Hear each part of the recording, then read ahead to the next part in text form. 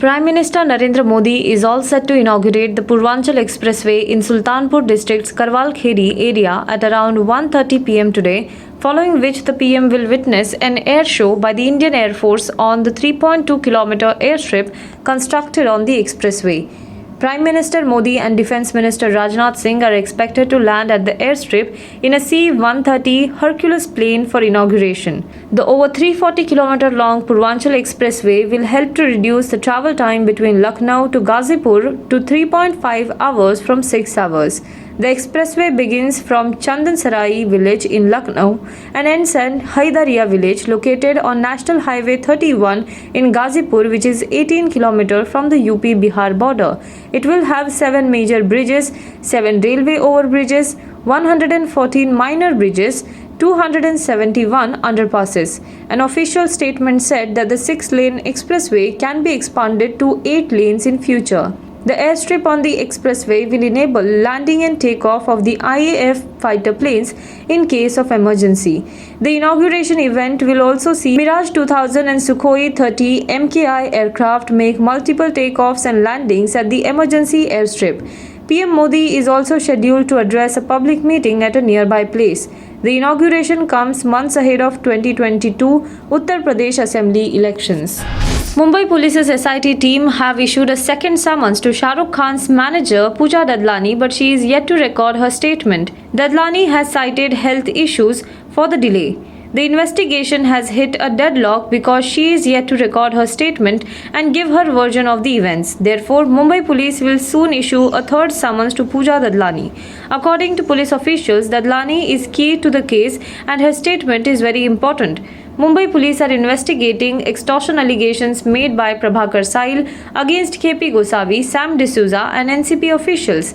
The accusation against Dadlani is that she was the one who did the paying off. As Pooja Dadlani is not coming forward for her statement, Mumbai Police are also seeking legal opinion on how to take the investigation ahead. Yesterday, Sam D'Souza recorded his statement before the SIT. Earlier, D'Souza, in his pre-arrest bail plea filed before the Bombay High Court, claimed that Gosavi had taken 50 lakh rupees from Shah Rukh Khan's manager Pooja Dadlani to get Aryan Khan released. The amount was returned after the NCB arrested Aryan Khan in the case on October 3rd, the application said. Officials of the Mumbai Customs Department have seized 2 wristwatches of cricketer Hardik Pandyas when he was returning from Dubai on Monday morning. According to the department, Pandya allegedly did not have the bill receipt of the luxury watches. Earlier, it was reported that the cost of the watch was 5 crore rupees. However, Pandya himself was denied the claim and said the cost of the watch is approximately 1.5 crore rupees. The incident took place when the Team India player landed at the Mumbai International Airport from UAE after facing a defeat at the ICC T20 World Cup 2021. Pandya was also part of the team. Taking it to Twitter, Pandya clarified that he voluntarily declared all the items at Mumbai Airport and was ready to pay whatever duties that needed to be paid. The US Centers for Disease Control and Prevention has issued a Level 1 COVID-19 notice for Americans traveling to India, saying that the risk of contracting the infection and developing severe symptoms may be lower if one is fully vaccinated. The travel health notice has also been issued for Pakistan. However, the US State Department issued Level 2 and Level 3 travel advisories for India and Pakistan, saying while citizens are urged to reconsider travel to Pakistan due to terrorism and sectarian violence, those going to India must exercise increased caution due to the crime and terrorism.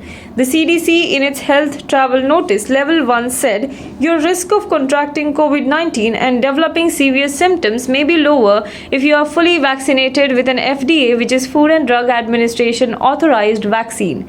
In its advisory for India, the State Department urged US citizens not to travel to Jammu and Kashmir due to terrorism and civil unrest, and also within 10 kilometers of India-Pakistan border due to the potential for armed conflict.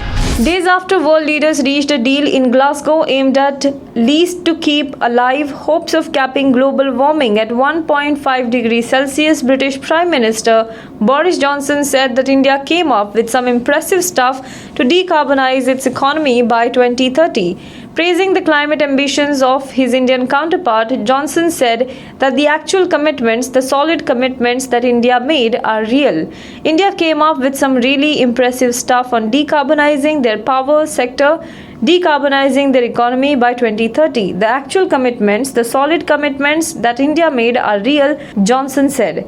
Prime Minister Narendra Modi, who attended the climate summit in Scotland, had laid out 5 commitments, including India achieving net zero emission by 2070, reiterating that India is working very hard on tackling climate change related issues.